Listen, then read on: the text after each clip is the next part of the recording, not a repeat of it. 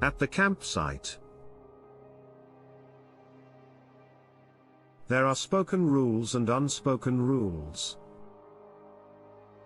Don't go out in the woods at night, and if you do, don't answer when something you can't see calls your name. Today, I'm going to tell you a bunch of scary stories that are said to be true, including ones about Native American reservations, aliens, and other things that can't be explained. Now, let's start something that looks like our cows in the fields. I was at my grandfather's farm in Wisconsin, which is on land that was once owned by Native Americans. My dad had joked that the farm was an old Indian burial ground, which I kind of believe now. The supernatural thing I saw that night really scared me because it made me think that my dad and uncle's stories about wendigos and skinwalkers might have been true. Now, what actually happened? I had just finished moving corn silage into our blower and was heading up to my dad's old square body truck to drive over to mine to work on it. I drove over there, got the trouble light, plugged it in, and opened the hood of my truck. When I heard the cows mooing, I just hung the trouble light on the hood. Now, I would have just ignored this, but it was coming from where our fields were. I drove down to the barn in my dad's truck to tell him. He then told me to go check the gates to see if the cows had torn them down. Still, the gates were up. I turned off the truck, which was running with the lights on. The same bellowing sounds came from the fields, but this time they were more distorted and didn't sound like they were coming from cattle. It came from something that tried to sound like cows. It was too high in pitch and almost sounded like it was crackling. I drove my dad's truck back to where my truck was. I put away the light, and shut the big steel shed's door. The cows were right next to my truck, and as time went on, their breathing and screams got more and more strange, like they were some kind of strange animal. The bellows were happening quickly one after the other. This didn't happen often. Our cows never made that kind of noise. I was walking back to my dad's truck when I heard what might have been the most unsettling sounds I've ever heard.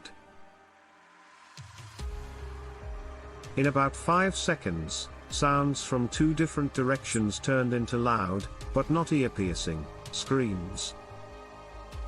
Then I heard coyotes howling from the same direction as the cow sounds. I ran to my truck and put it in gear quickly because I didn't want to find out what could look like cows and coyotes. When I told my dad, he asked me what it was. I just told him I'd tell him when we got in the car. Then he did something I told him not to do. He began to say, "Skinwalker. A skinwalker." I told him in a loud voice not to say its name. We went back to the shed in the end. Our farm isn't very big. It can't be more than 25 yards from the shed where my truck is to the barn. But we went back up there with my grandfather's truck in the end. Once we got there, my dad switched the receiver hitch so we could hook it up to a kick bale wagon that my grandpa was going to bring back to our neighbors in the morning. I didn't want to stay there for long, so this didn't help at all. Now, the tall, Stereotypical cornfields make everything else about this story worse. This year is good for business. In some places, they might be 12 feet tall. But I don't like how easy it is for something to hide in there. I'm sorry if they're riding with sloppy, but this has really shaken me up, and I'm probably not in the right headspace. If you're still interested in what my dad and uncle might have seen, I'll let you know if I find out anything else about this. I'll tell you right here. In the late fall or early winter of the early 2000s, my dad and his older brother were out cutting firewood. Around 4:30 p.m., it would start to get dark.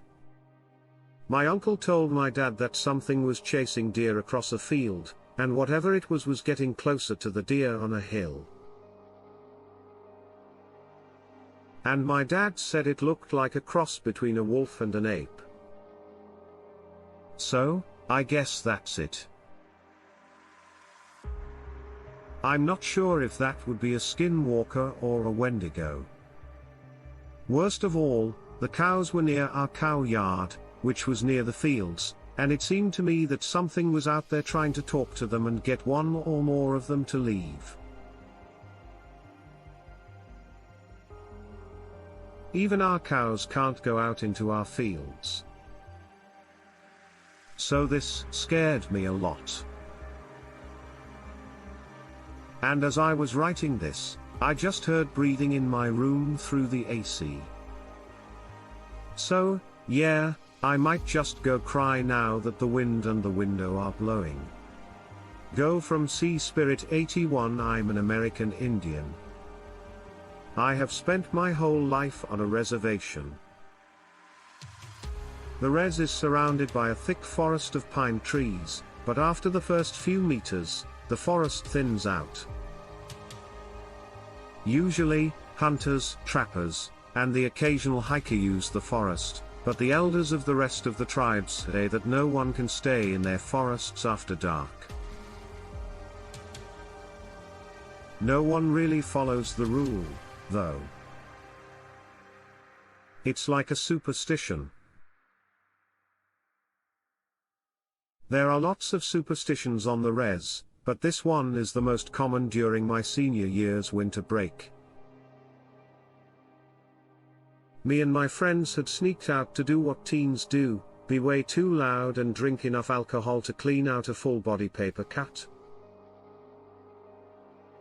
It was me and two of my friends. They'll be called J and B.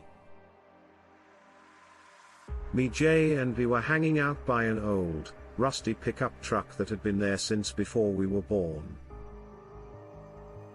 It broke down at the edge of the raise, where it has been ever since. We were talking about the passage of time because our teenage years were almost over and we would soon have to take on more responsibilities. We were almost done with the bottle when, out of nowhere, a police car started to come around the corner.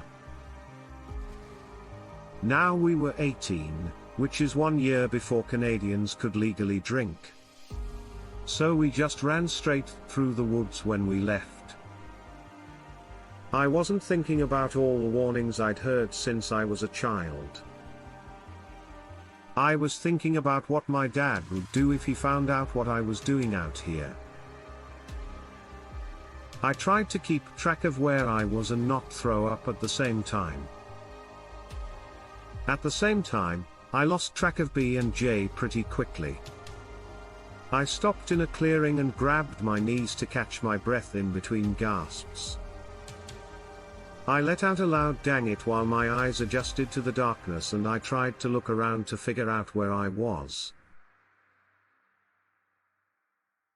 I got it all at once. The real world came back. I was in the woods in the dark, almost passed out, and I was lost based on what I could see around me. Even though I never won a medal in high school track, I was still pretty fast. But I knew, even when I was drunk, that I shouldn't have been able to run away from the res. Just as that sobering thought hit me, I heard something that made me feel even sicker. From maybe 30 feet away in the brush next to me. If that makes sense, I heard my own voice, but it wasn't really me. It felt more like I was talking through static. Someone or something had already said what I said. It dang. Just like it said, there was no sound in the forest. I just stood there, amazed. I thought, or rather hoped, it was just one of my friends, but that thought was quickly put to rest when the same thing happened again. Dang it, dang it. I did not consider running. I knew that if I did that, this thing would come after me. At least, that's what I thought it would do. What happened after that was much worse. A large group of trees started to shake violently, and I could do nothing but watch as the most terrifying thing I've ever seen came out of the brush. It was almost 9 feet tall. It was very thin and looked like it was going bad. It had mats of fur all over its body, and its legs were bent backwards like a goat's. When I saw its head, I almost had to go to the bathroom. Its head looked like the skull of a deer, but it had yellow eyes that were on fire and sharp teeth. As this monster walked slowly toward me, I tried to run as hard as I could, but my body was frozen. I've never been able to figure out how someone could be frozen with fear until the thing was only a few feet away. My whole life was flashing before my eyes, and I was crying with every painfully slow step. The animal tucked. Then there was a flash of white. I could no longer see the monster in front of me. I didn't realize the thing was gone for a second, but when I did, I looked over to see where it had gone. It was lying on the ground, and what looked like a pale man was sitting on top of it. I thought it was a man, at least. What I saw had skin that was too pale, thin ribs, and limbs that were too long. What's on top? The chest of the creature was scratching, kicking, and yelling at it. God! All that yelling. It was heard all through the woods. It only took about 4 seconds for my motor skills to come back to me after all that screaming. My mind was telling me to get away. No matter where, I just wanted to get away from the two horrible things in front of me. I didn't stop running for 20 minutes, until I reached the highway that led to the reservation. When I got there, I puked on the ground. The walk to the raise took another 10 minutes, and the whole time I was scared that those things would come back. When I got home, I realized I had lost my keys, so I banged on the door until my dad came to answer it.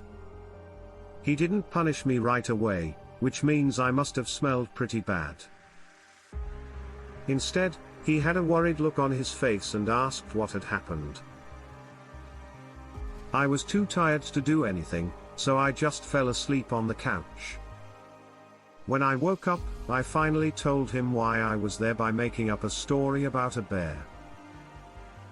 This story ends with a bit of a twist. A few days later, I asked around because I needed answers to some questions. Everywhere I went, I asked who I should talk to for spiritual help. I was told to talk to an old woman in the middle of town. When I went to see her, we talked in her living room. When I asked her about what I had seen, she told me the following. She told me about the wendigo and the other two spirits that were like it. The wendigo is an evil spirit that can take over your body if you eat people like you. It will turn you into a wild animal that wants nothing but raw meat. A wendigo's skin is said to be resilient. They can almost perfectly imitate voices, but they are cruel and smart. Wendigos will do anything to catch their prey, so they are willing to make deals. It has a secret nature. A spirit of revenge is away. When a weak person gets strong and uses his strength to pick on the weak will be vulnerable to how this will turn them into a creature with a deer's head and goat's legs that lives to humiliate.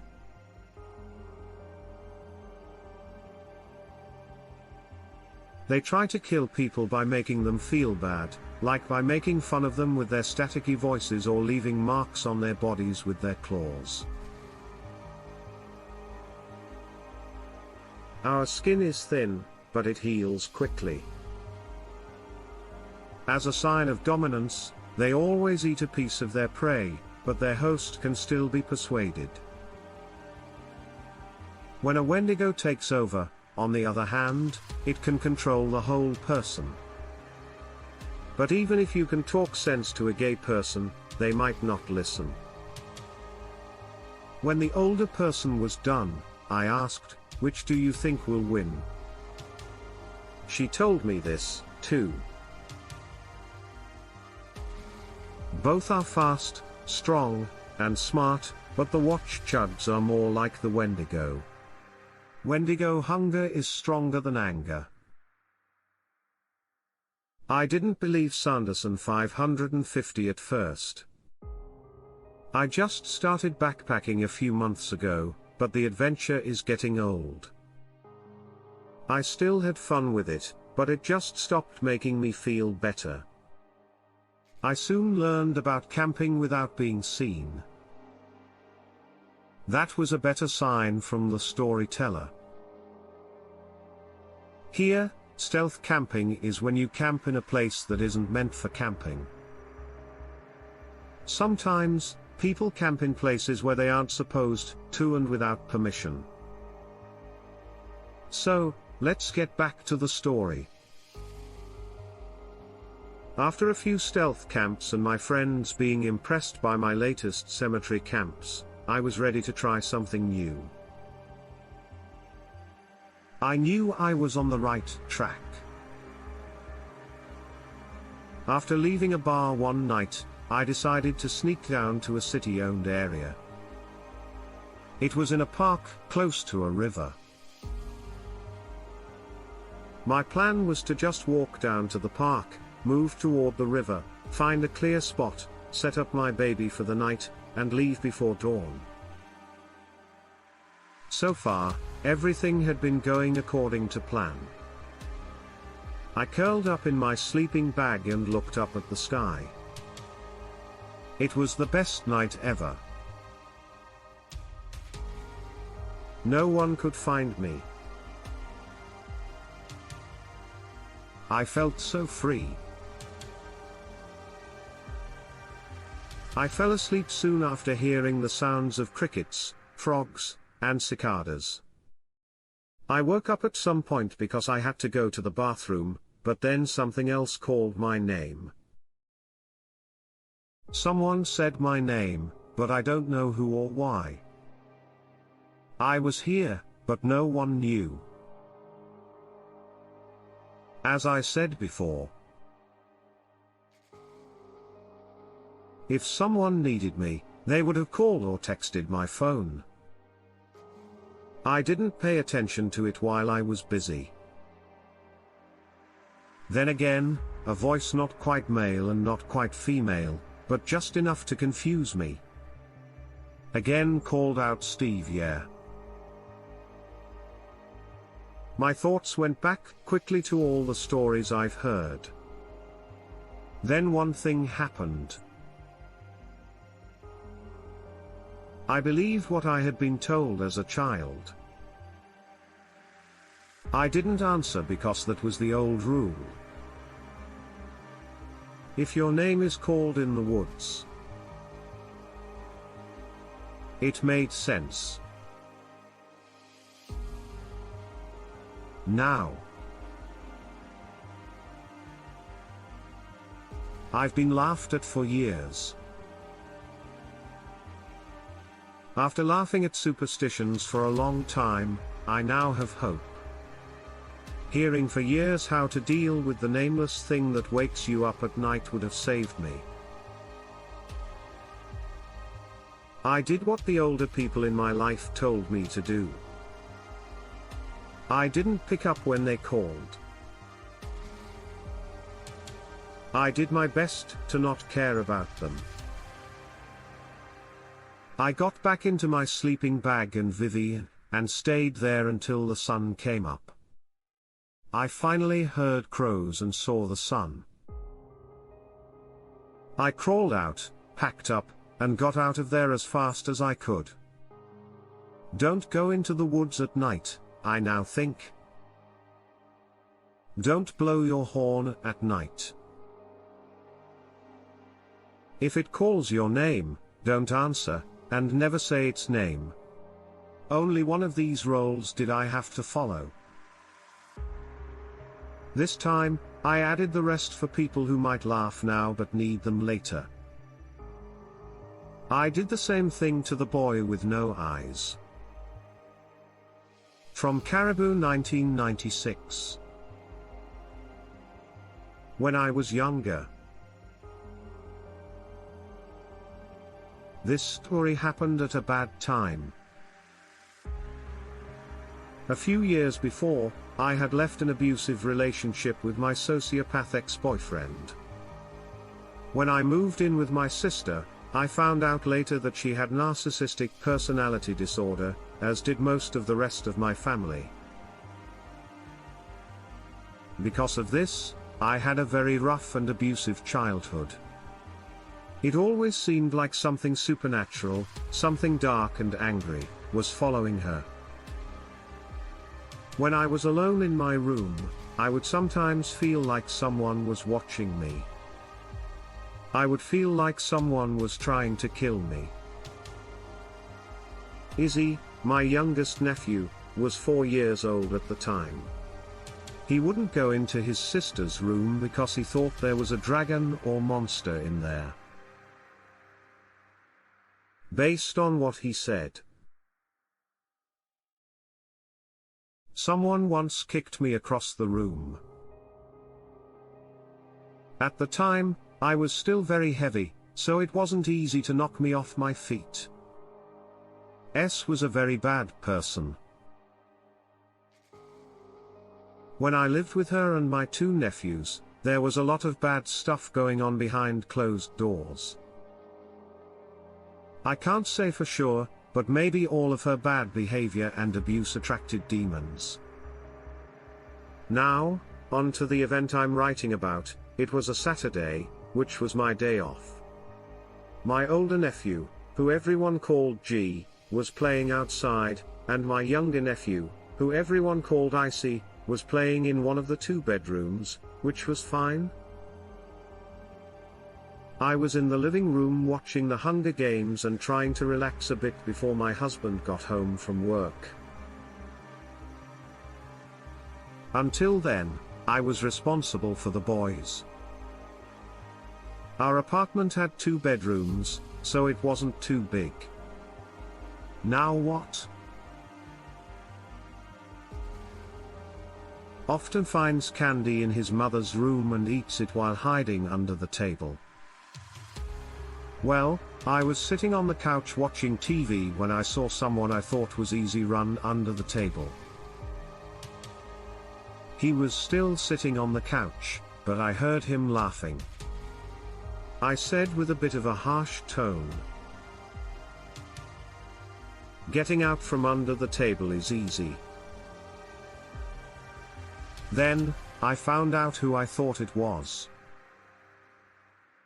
Izzy laughed again, so I got a bit more serious and told him, "Izzy, get out from under the table right now. As promised, I'll count to 3. When I got to 3, I started counting. But not from under the table, from my bedroom. He gave me a confused look and said, "What, Auntie?" I froze. I first looked at Izzy, then at the table. I thought the little boy under the table was easy because he was still laughing. I looked at her and told her, "Go into the room, honey, and please close the door." He turned around, went into the room, and slowly shut the door, just as I had asked. I stood up and made my way over to the table. I could still see the little boy's legs crossed as he sat there, and I could hear him hesitantly laugh again. I got down on my knees and grabbed the tablecloth hard. I heard the boy laugh again. It sounded almost like he was making fun of me, since he knew I could see him from there and knew he wasn't easy.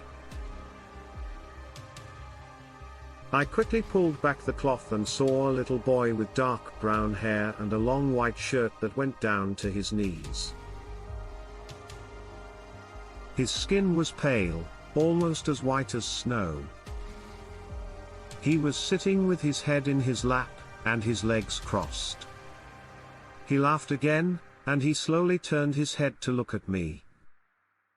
When I saw that this little boy had black holes where his eyes should have been, my heart sank. As he got up and ran into my sister's room, he tilted his head and smiled at me. I saw him go into her closet, but he was gone when I opened the door. He had just vanished. I follow Christ. So I got my anointing oil and put it on my sister's door before closing it, and anointing it to seal it. I knew I wouldn't be able to get it out. After that, I grabbed my nephews and took them for a walk to the park, which was about a half-mile down the road. We planned to stay there until their mom came back. When she got there, I told her what had happened.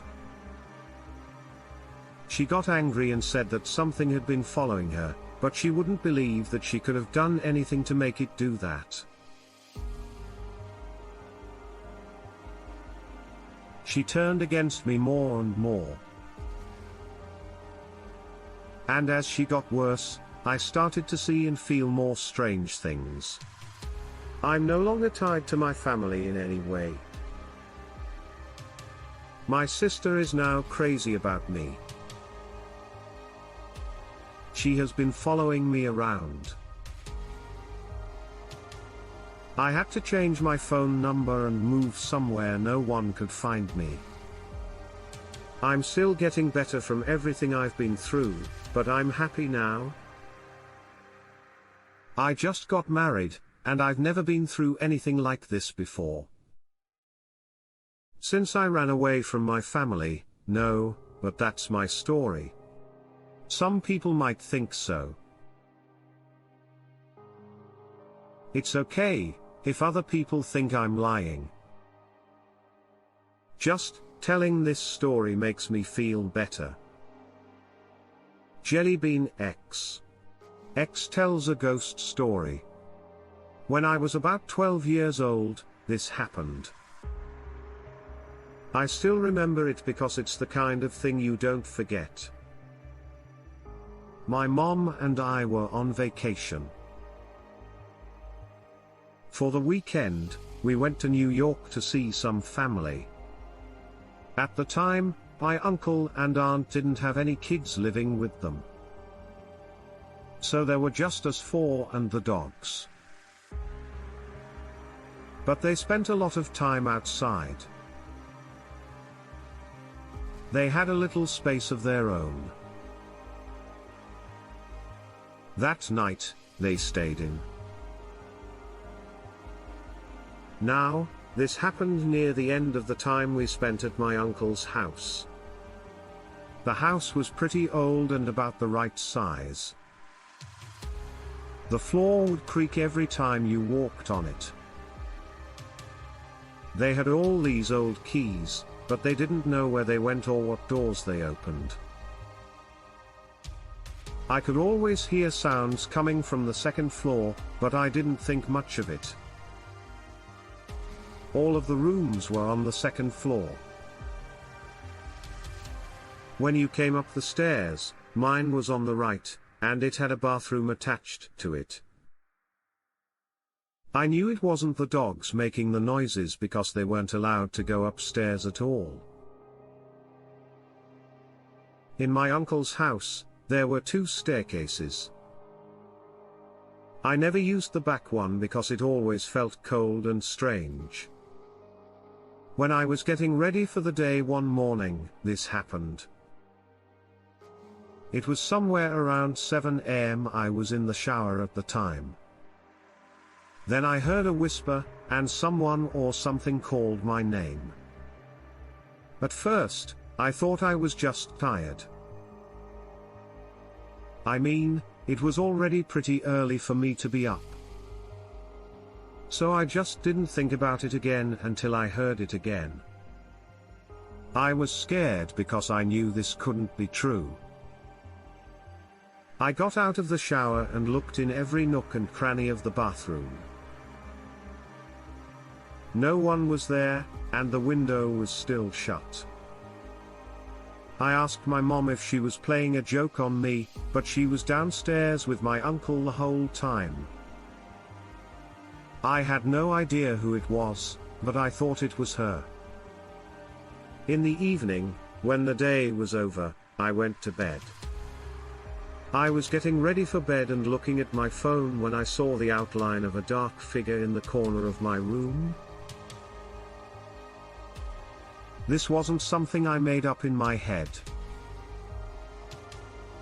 I knew then that my mom wasn't joking around with me. When I turned on the lights, the person was no longer there. I turned off the lights and ran back to bed, where I hid under the covers for the rest of the night because I didn't know what would happen. Even though I'm 26 now, I still find it hard to believe. After a few years, my uncle sold the house and moved away with my aunt. I only told my mother about what happened, and she actually believed me. She had always felt strange about that house. Apparently, Vladimir's basement mystery, I've only ever had 3 possible supernatural encounters, all of which I thought were just my mind playing tricks on me because of how they happened. In July of 2005, I had what I thought was my first supernatural experience. I was 12 years old at the time. One day, my dad went to work, and my grandmother took my younger sisters out to do some things. It was just me and the family dog. Then it was summer break, and I didn't know what to do with myself because I didn't have school. After making breakfast for the dog, I turned on the PlayStation 2 and started playing Kingdom Hearts, but Donald wouldn't heal me when I was killed by an enemy. The hair on the back of my neck stood up, and I could feel like someone was staring at my back with their eyes. I quickly turned around, but I didn't see anyone. I heard footsteps coming from the kitchen, so I went there. When I got there, I saw our dog, Katie, sitting by the back door, so I thought what I had heard was just her. I got better. I let Katie out to use the bathroom, and when she was done, I went right back to yelling at Donald.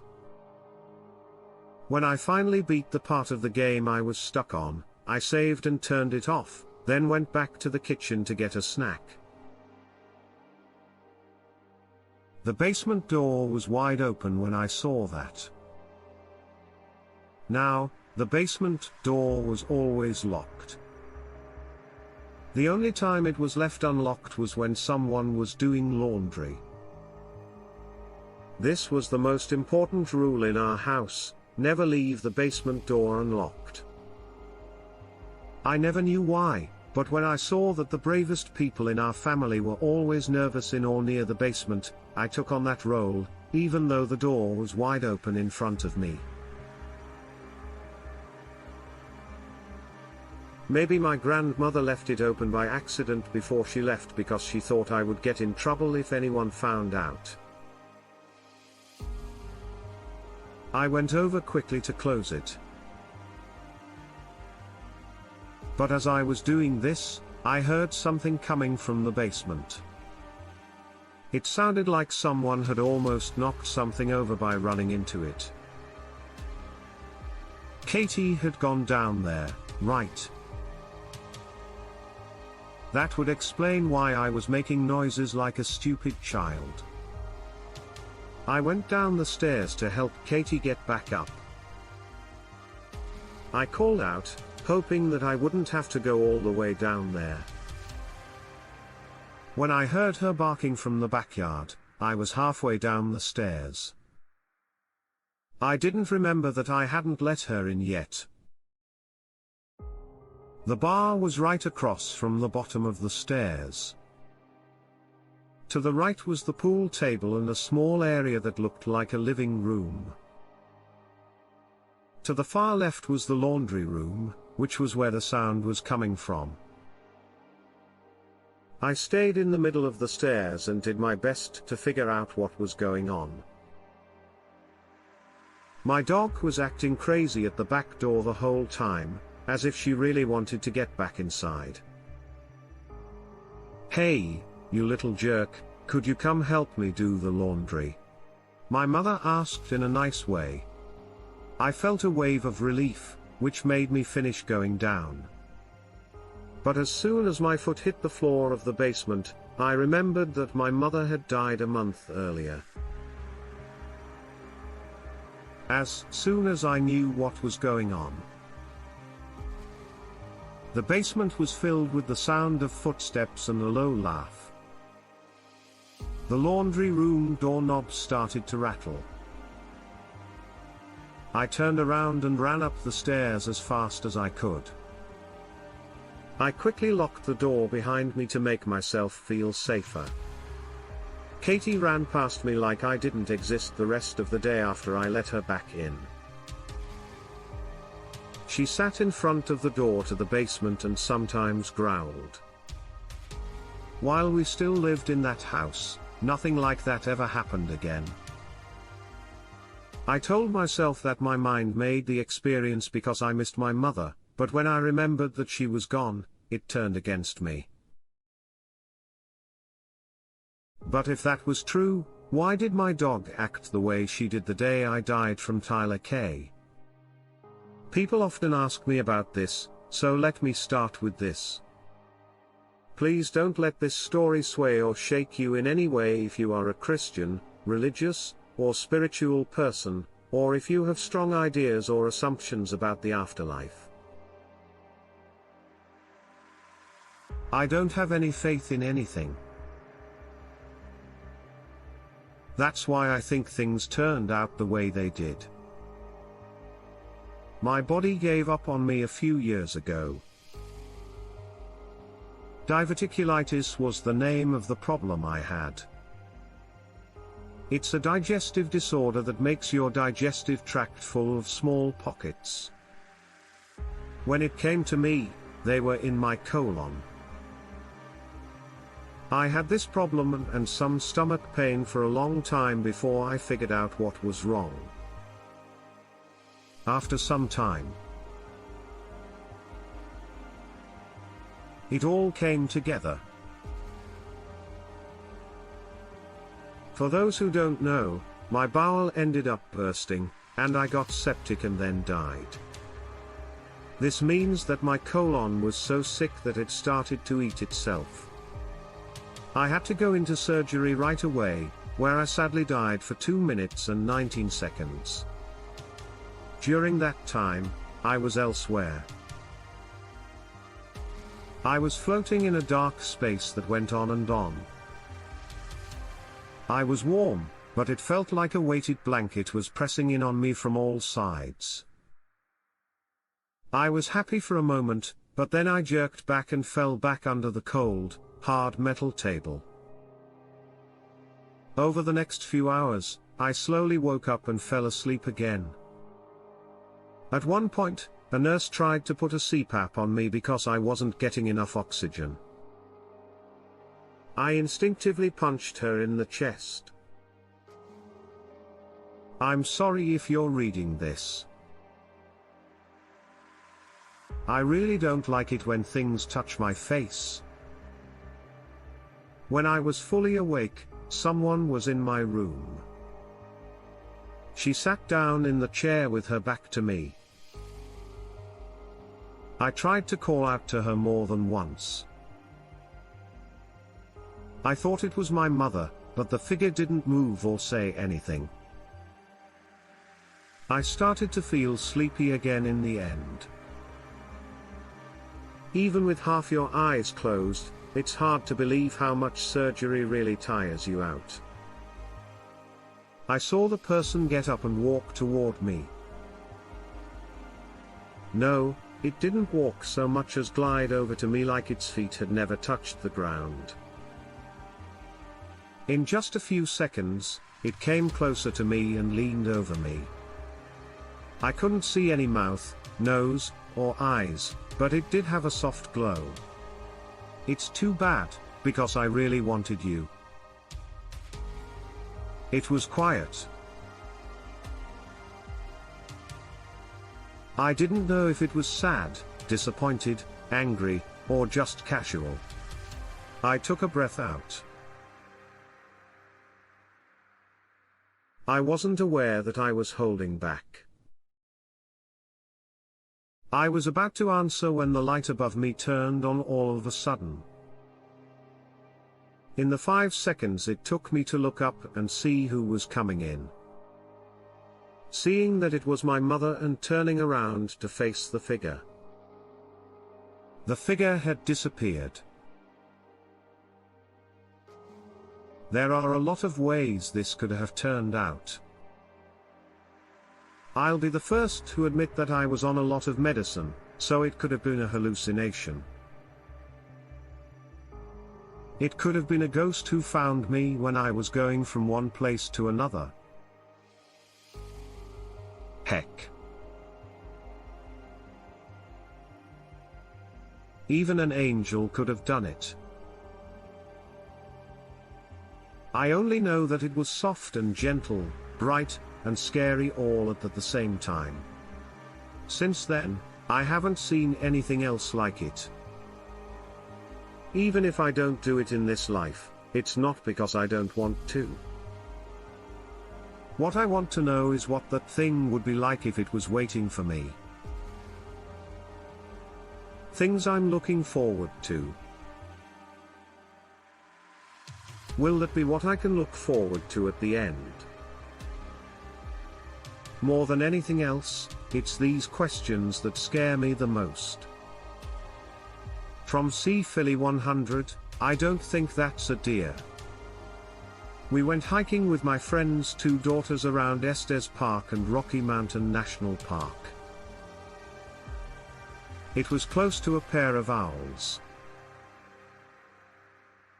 If you know how to find it. Even though the girls kept asking to stop and draw in the dirt, we were having a great time.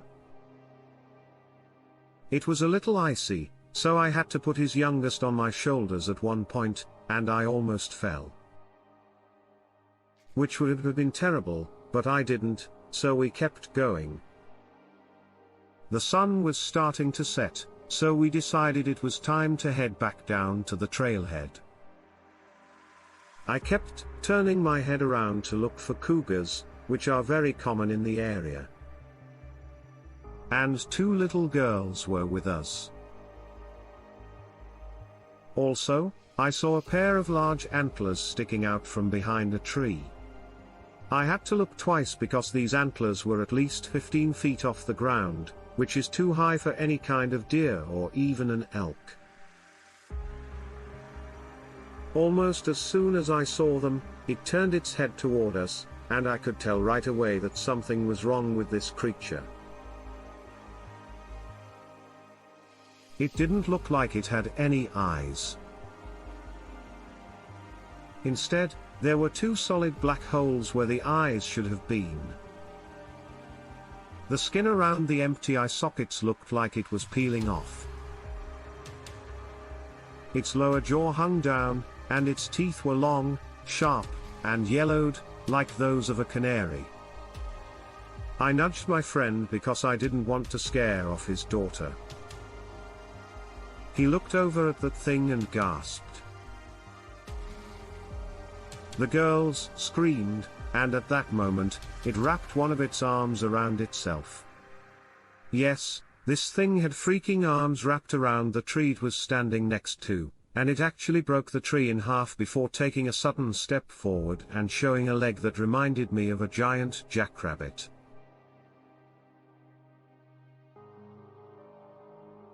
It brought its hands around to the front, making them look like the long, thin fingers of a praying mantis that end in short, black claws. The other weird thing was, it had brownish fur and patches, but its flesh was very droopy, even hanging off in sections, and had a rank odor too. I saw the creature's chest get bigger before it let out the most horrible scream I've ever heard. We snatched the girls up and started running. I could see that thing in my peripheral running alongside us about 20 yards to our left. It looked like it was almost galloping, and because it was so big, it moved very quickly. We soon hit a snow field and slid down, putting a bit of a distance between us and that abomination. The fall hurt my friend's oldest daughter's ankle, and she was grimacing in pain. Then we heard a low whistling sound that sounded almost like when the wind blows over an empty glass bottle. The sound seemed to fill our ears and drown out everything else.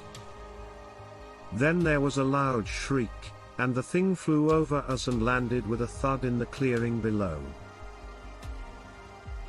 It turned and reared up to its full size, at which point, I'm not ashamed to say, I may have just pooped my pants, and we all screamed. It looked at us and then slowly walked toward us, still holding its hands in that creepy praying mantis position. I don't think it would have made a difference if I had a gun. This thing was easily worth 400 or 500 pounds or more. It was a true top predator. It let out a low, guttural growl, which scared me so much that I couldn't move. People say that big cats use infrasound to stun their prey while hunting, and to be honest, it felt a lot like that. It came right up to us, and the smell was so bad that I almost threw up. The animal took a whiff of the air around us. We couldn't even move a finger. We were like deer caught in headlights, we couldn't move, talk, or even breathe. It reached out with one of its long, bony fingers toward my friend's youngest daughter, and I swear I heard the thing say, "She's in that moment." Something must have snapped in my friend, because he acted quickly, pulling the thing's hand away from his daughter before grabbing its antlers and pulling them to the side. This didn't do much, but it did break one of the antlers in half. I grabbed the girls, and we were able to get out of the way while it hissed and swiped at my friend. My friend was quick, though, and he got under its arm and stabbed it in the ribs with a broken piece of antler. We ran for our lives when we heard the thing scream, because, well, our lives depended on it. This time, I was carrying his oldest daughter on my shoulders. She was around 8 or 9 at the time, so she wasn't too heavy, and with my adrenaline going, it didn't feel like much. When I turned around, I saw my friend running behind us. He grabbed his youngest child, and we ran as fast as we could to the car, which was finally in sight. We got to the car and quickly put the girls in the back and his youngest child in her car seat. Then we jumped in and started the car. I didn't realize we were still in park for a moment. I turned it on and threw a wave of dirt and rocks out of there. The girls started crying, and to be honest, I felt like crying too. When we got to Estes and called 911, no one believed us. They thought it was just a prank call, not wanting to get in trouble for calling the emergency line again. Before stopping to let the girls use the bathroom, we drove all the way back down to Boulder. I'm still trying to figure out what happened, even though it was over 2 years ago. But whatever that thing was, it wasn't a dear alien encounter from Alien. This story took place in the summer of 1996 in a town on the edge of the Navajo reservation in New Mexico. I was away from home at college at the time. When I went home to visit, my mom told me this story. My dad, brother, and niece all backed up her story. When it was summer, my parents would leave their front door open at night while the screen door was shut to keep the air cool in the house and the bugs out. They didn't have an air conditioner. My mom woke up in the night hearing a voice yelling off in the distance. She listened to it. It sounded like a man who was in trouble was shouting. My mom woke up my dad and said, "I think someone needs help." My dad heard what was going on and agreed that something was off. I'll say it again. My parents lived in a small town on the edge of the Navajo reservation. The desert was just to the north of their house. My parents got up, went to the front door, and stood there while they listened. They could still hear a man screaming very clearly out there. By then, my brother and niece had woken up and gone outside to hear the man shouting in the distance. My dad and brother got in the pickup truck and drove north of the house and into the desert. My mother told my niece to go to the house next door and call the police. As my mom watched into the night, she could see the headlights of my dad's pickup truck far away. My niece finally came back and told me that the police were coming this way. Then, my mom and niece saw the lights of a pickup truck about a mile away.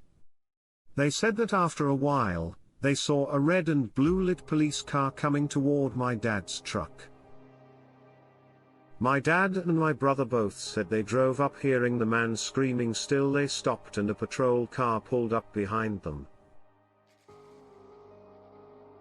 They had their headlights on and walked out into the darkness with the police officer. My brother said that they walked around in the dark for a while and then saw a young man yelling and running toward them. He looked like he was in his teens. The young man said, "It's after me, it has red eyes, and every time I try to run, it jumps in front of me." At that very moment, my dad, his brother, and the police officer all saw something with red eyes that were looking around a big pine tree. All of them were scared. Then everyone ran back over the hill to their cars and left. My mom and my niece both said they saw the police lights and car suddenly turn around, kick up a lot of dirt, and drive away. My dad and brother later told me that the young man said he was drinking and partying in the desert with some friends who left him behind.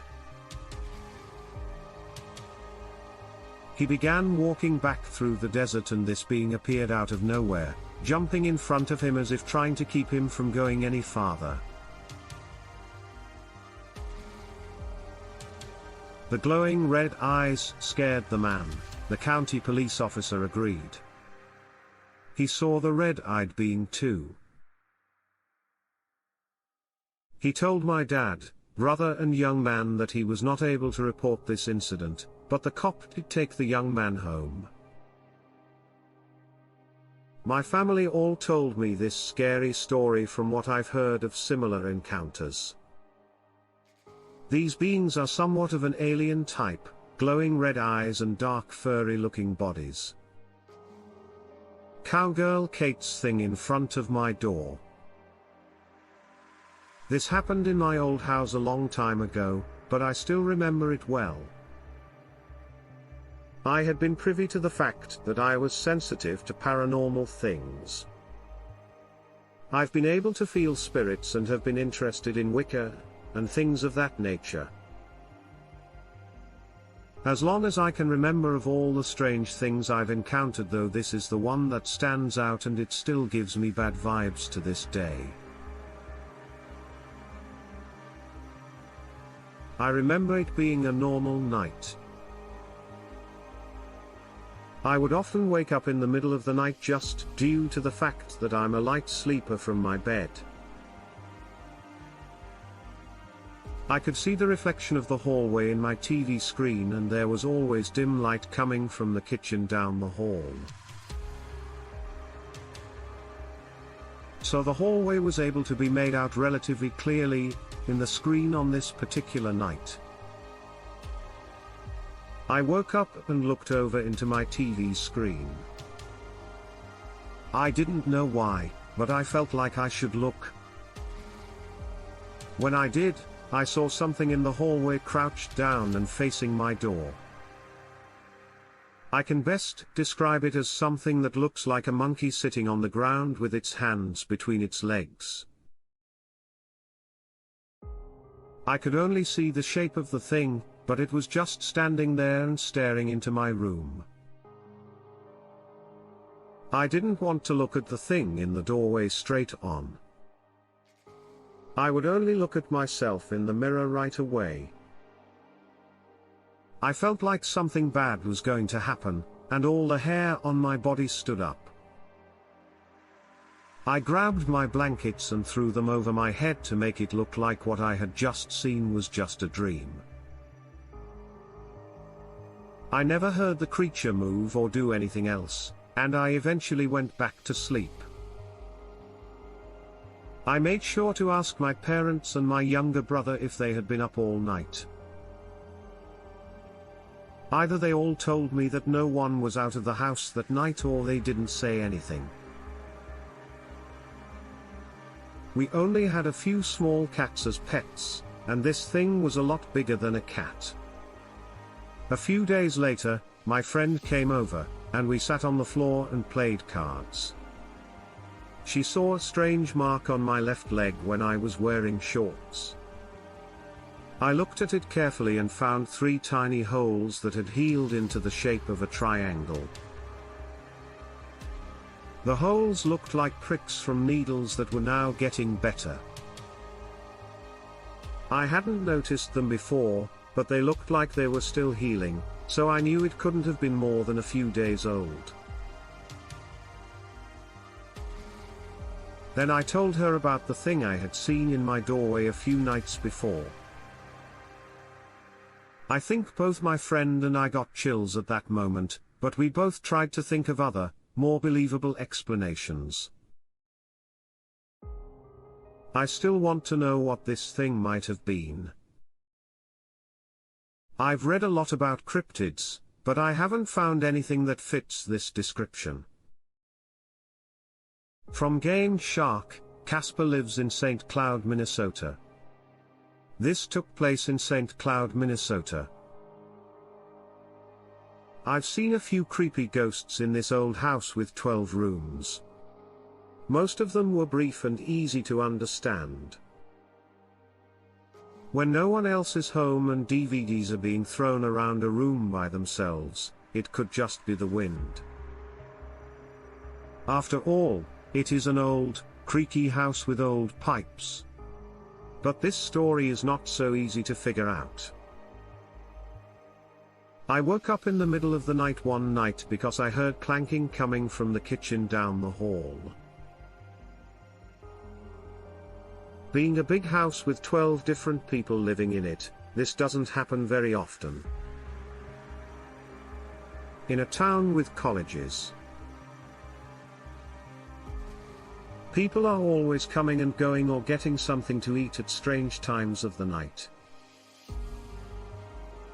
But rummaging around all the time for more than an hour is enough to make anyone mad. I quickly opened my door to catch whoever was making all that noise, but as soon as I did, everything went quiet. When the door opened, I could see the kitchen down the hall, but no one was there. Nothing had moved, and no one had left the room. An eerie silence set in slowly. I started walking down the hall. When I got to the kitchen, I saw that all of the cabinets were open and all of the drawers were pulled out slowly. I turned around and went back to my room after closing all the drawers and cabinets. On the short walk back to my room, I thought, man, I'm thirsty. I should have grabbed an orange juice. Well, I don't want to go back, so I'm going into my room to get a few more hours of sleep. I noticed something strange before morning. My cold orange juice was on my desk. I never went to go get that orange juice. I was shocked and horrified. I must have walked by it on my way back to my room. Were just made up out of nothing. Then I noticed a man in a brown trench coat staring at me from the corner of my room. He didn't look mean or dangerous. He didn't do anything. After a few awkward seconds, I took my orange juice from the table and said thank you. After making the cheers sign and taking a drink. When I turned around to watch the door close slowly behind me, I saw that the brown man was gone. Since then, the ghost has been called the Brown Man. There were also stories about people giving the brown man beer at parties, only for him and the beer to vanish, and people looking for keys in a room only to hear the keys fall on the bed as soon as someone left the room.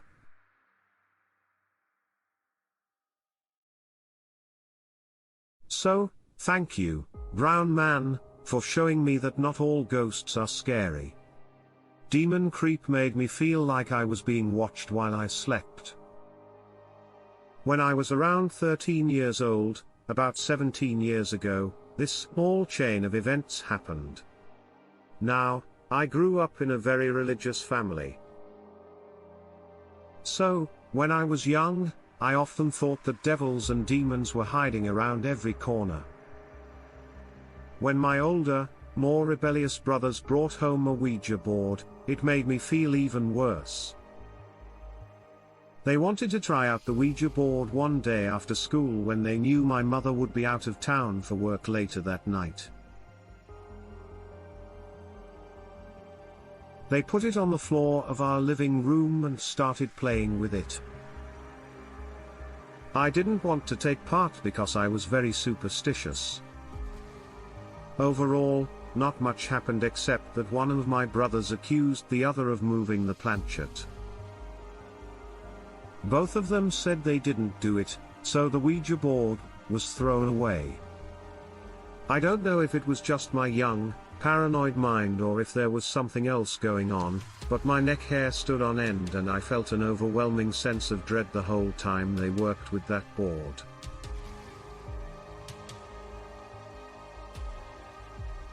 I tried to get rid of that fear, but I just couldn't. Eventually, it all led to nightmares and later, regular bouts of sleep paralysis. In my room, I had one of those built-in closets with paneled doors that was a little higher off the floor. If they were left open at night, the closet was completely dark, which scared me. Since my bed faced the closet door, I always shut and locked it to help me sleep. This is where my worst experience happened. After having sleep paralysis every night for 4 or 5 days, I woke up one night with a heavy weight on my chest and waves of scary fear going through my body. I was completely stuck. No matter what I did, my eyes kept going to the closet. Then its doors opened, and I could see almost nothing inside. The longer I looked into that darkness, that blackness, the more scared I got. When I saw it, it was then. Just inside the closet, where it was dark.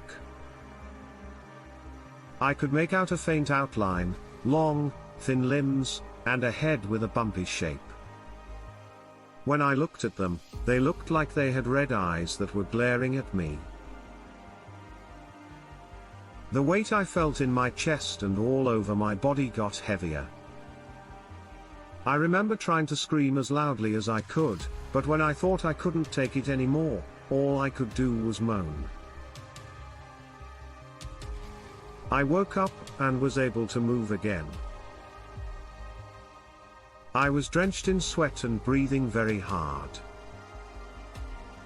I looked in my closet and saw that it was closed just like I had left it the night before. I never had another sleep paralysis episode like that one. When I think about it now, I don't know if it was real or not, but I remember the fear, helplessness, and dread I felt at the time. That was totally and completely true. The thing from Jude that is behind my greenhouse this happened in the fall of 2019, which was in 2019. Now, in the living room of our house, our couches are facing away from a big window. When the back door is opened, the first thing you see when you walk up to the door is an old carport about 30 feet away. Then, to your left, there is a small greenhouse about 50 feet from the house. Behind that greenhouse, there is a young oak tree about 5 feet away. The windows are small and the house is old, so we can hear most of what is going on outside. The truth is that it's not very nice, but we make do. My mom and I were sitting on the couch one night around 9 o'clock. My mom was watching TV, and I was on my phone. Since it was fall, all the leaves had fallen from the trees and were on the ground.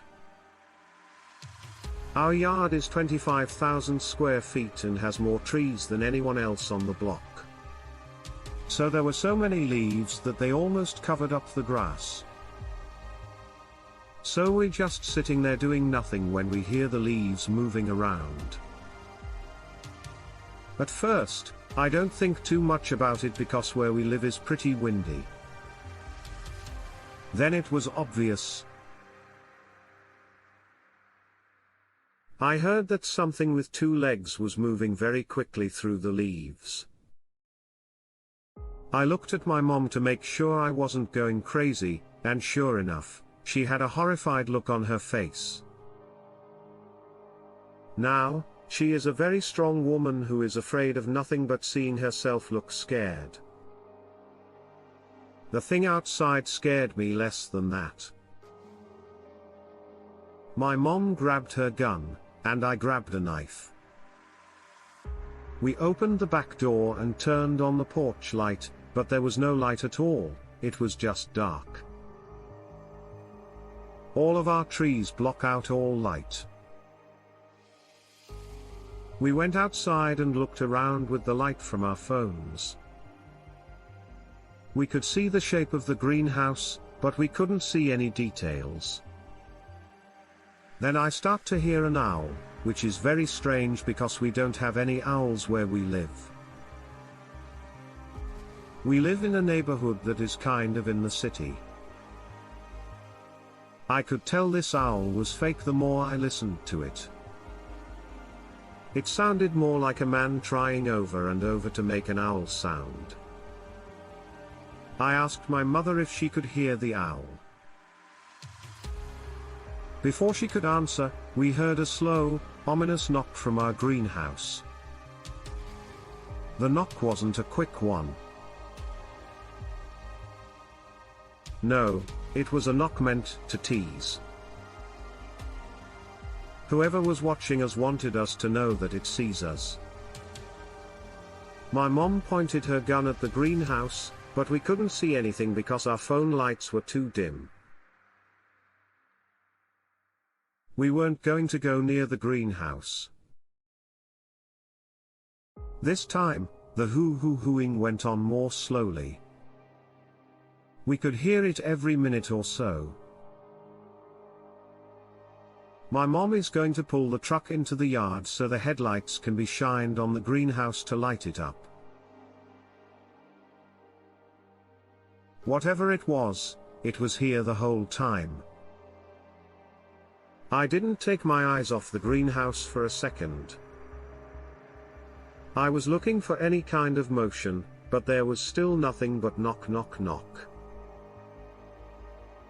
When my mom was really mad at me, she would pull up in the truck and turn on the brights. When she yelled, she would give this evil, twisted smile that seemed to say, "I'm going to tear you apart." So, my mom opened the door to the truck and leaned out just enough to point her gun at the greenhouse. When I saw her, she was smiling, and I heard the owl again, so I asked my mom again, "Do you hear that owl?" This time, she replied without a smile, never taking her eyes off of Jude in the greenhouse. It isn't an owl. Someone is trying to frighten you. That sentence gave me the shivers. I began to cry. I ran inside and called my friend while my eyes were still wet. I wanted to call her and say goodbye because I was sure that whatever was in our yard was bad and I wouldn't see her again. She told me to take a deep breath after I told her what had happened. She tried to make me feel better, but it didn't work. Then I heard my mom call my name, so I told her goodbye and hung up, even though my friend was yelling at me not to. I went outside again. My mom says that the police are coming and that she should put the gun up. I told her I'd stay outside and keep an eye on things. We both looked away from the greenhouse, which was a mistake. I looked at the greenhouse after she went inside. When I turned around, I saw a grey figure looking at me. It had to be at least 7 feet tall because it was the same height or taller than the greenhouse. I remember most about it was that it was standing behind the greenhouse but in front of the oak tree. They were way too long. Other than being tall and grey, it had no other features, no face, and no other differences in its body. I looked at it and had to take a second look. When I looked again, it was gone. And so were the knocking and the people making sounds. It was all over in an instant.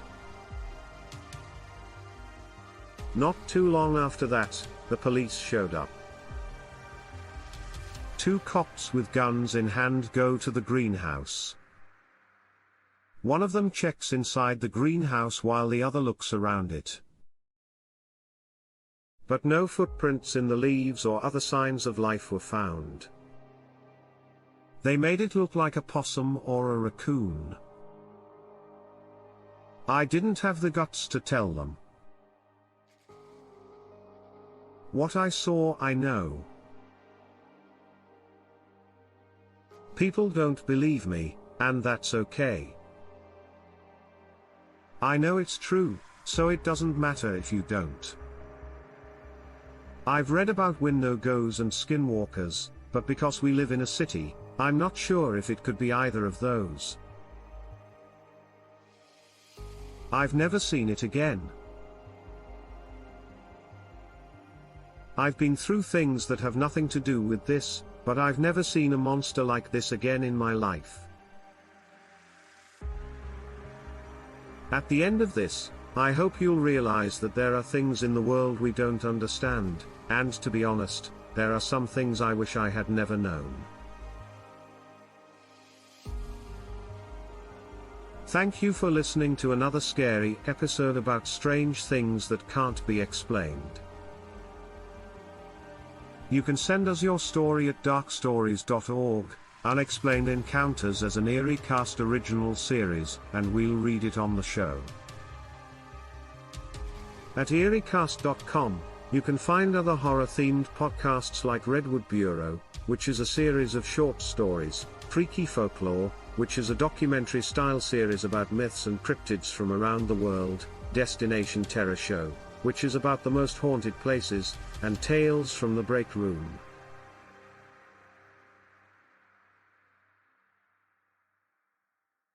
Another show I'm in charge of is all about scary things that happen at work. By the way, that's EerieCast.com. If you want fewer annoying ads and want to support what we do, you could sign up for EerieCast Plus at EerieCast.com/plus. This gives you access to all of our podcasts and removes all ads except for the ones that the host reads. Until next time. Stay safe and weird, because this world is a weird place.